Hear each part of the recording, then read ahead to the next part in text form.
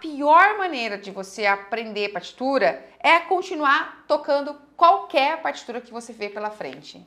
Não pode ser assim. Não pode ser qualquer partitura sem você ter passado por um processo gradativo de exercício de alfabetização musical, de exercício onde você aprende a organizar as informações, onde você aprende a organizar as etapas do pensamento que você tem que ter durante a leitura. Que etapas? Eu tenho que primeiro ter um pensamento focado no ritmo, depois eu preciso ter esse pensamento acoplado na melodia, esse ritmo acoplando na melodia, depois eu preciso ter esse pensamento de análise musical da partitura. Então existe um processo para você treinar, existem exercícios que você tem que fazer e esses exercícios vão sendo aplicados num repertório gradativo também para treinar a partitura. A pior maneira é simplesmente continua tentando qualquer partitura, aquela que você gosta. Qual é o critério que eu uso para aprender a ler partitura? Pego as músicas que eu gosto. Não vai rolar, você vai estar tocando de ouvido, de memória musical daquela repertório que você já conhece, é uma memória dentro de você e está usando aí o teu ouvido, tua memória como muleta. Não está seguindo um processo de alfabetização. E toda vez que você tentar tocar uma música que você não conhece, aí você não consegue mesmo. Por quê? Porque você não tem esses fundamentos. E é culpa sua de não ter esses fundamentos? Não!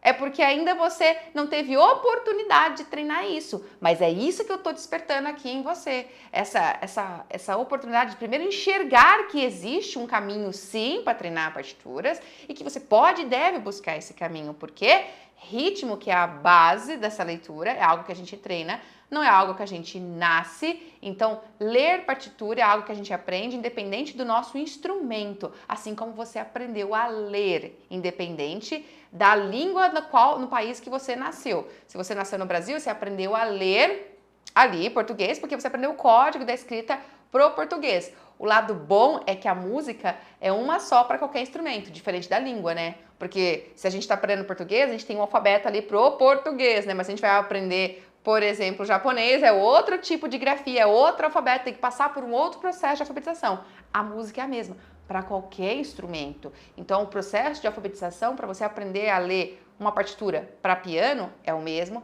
do que você aprender a ler uma partitura para violão, é o mesmo do que você aprender a ler uma partitura para flauta, e por aí vai.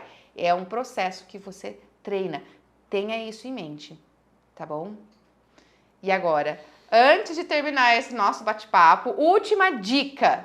Lembra que treinar a leitura com consistência é o que vai fazer cada vez com que você fique mais seguro, que você fique cada vez mais confiante, que você alcance a capacidade de cada vez ler partituras mais complexas. Sim, eu tenho que manter a consistência no meu processo de treino. Eu não posso ler uma partitura hoje e aí daí 2 semanas eu vou fazer um treino de leitura de novo, porque aí sim também o seu cérebro até você pegar de novo contato com a escrita musical, seu cérebro já engavetou o que você tinha treinado naquele dia. Então não adianta. A constância mantém o conhecimento ativo e mantém as memórias musculares necessárias ativas ali, tá?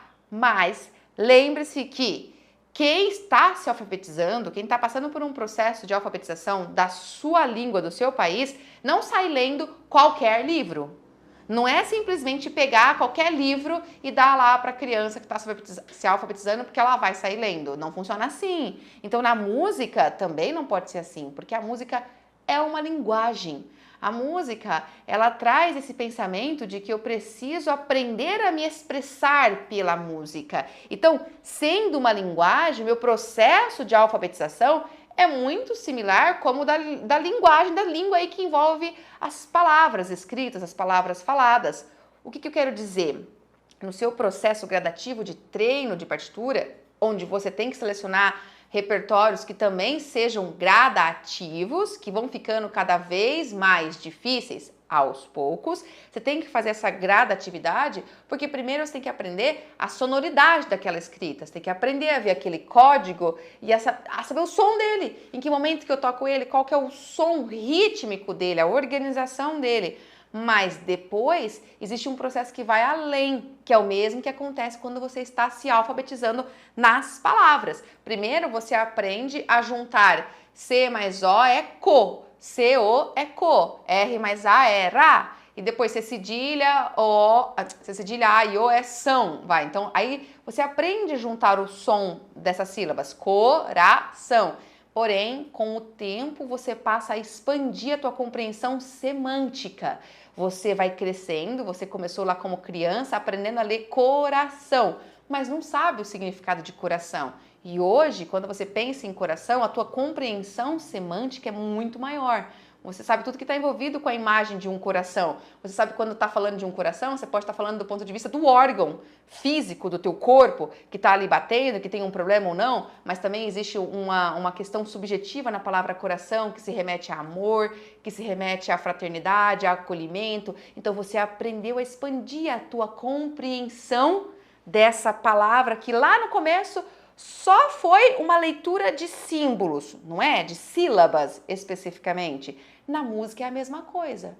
Você tem que ler amarrado na preocupação rítmica e se preocupando em saber que hora que eu toco a nota certa, no tempo certo, mantendo esse chão da minha leitura, e para isso eu tenho que pegar partituras que tenham menos complexidade de informações para que eu consiga focar nisso sem me perder com tanta informação para prestar atenção. E aí, conforme eu vou cada vez ganhando mais confiança por estar treinando sempre a leitura de partituras, eu vou aprendendo a transcender essa preocupação e a ter uma compreensão semântica daquela partitura. Eu começo a saber como que eu interpreto ela enquanto eu estou lendo. Eu começo a não só enxergar que tem um acorde ali, mas eu enxergo que aquele acorde é um acorde dominante. Então, ele é um acorde que cria uma sonoridade mais tensa, mais forte, eu faço o meu instrumento brilhar mais, é mais som, mas o acorde que vai vir na frente dele provavelmente vai ser um acorde de resolução, um acorde tônico. Aí eu olho e vejo, é um acorde. Aí eu penso, a compreensão semântica, é um acorde tônico, então eu toco ele mais suave. Esse processo de transcender primeiro a pura leitura para a questão da interpretação é algo que a gente constrói. Como você também lá atrás, quando estava estudando, estava se alfabetizando na escola, também construiu a tua compreensão semântica aos poucos. Por isso que uma criança que está se alfabetizando não sai lendo qualquer livro, simplesmente porque ela não entende. Ela lê, mas não entende, não compreende. É aquela ideia do analfabetismo funcional. Então, por isso que a gente não pode sair lendo qualquer partitura e passando a carroça na frente dos bois. É preciso um processo gradativo e é preciso que você passe por essas etapas de aprendizagem, de alfabetização da leitura. Assim, mantendo isso de forma constante, você vai ficar bom na leitura. É fato. Você vai se tornar cada vez mais confiante, assim como você lê hoje os textos que passam na sua mão e compreende.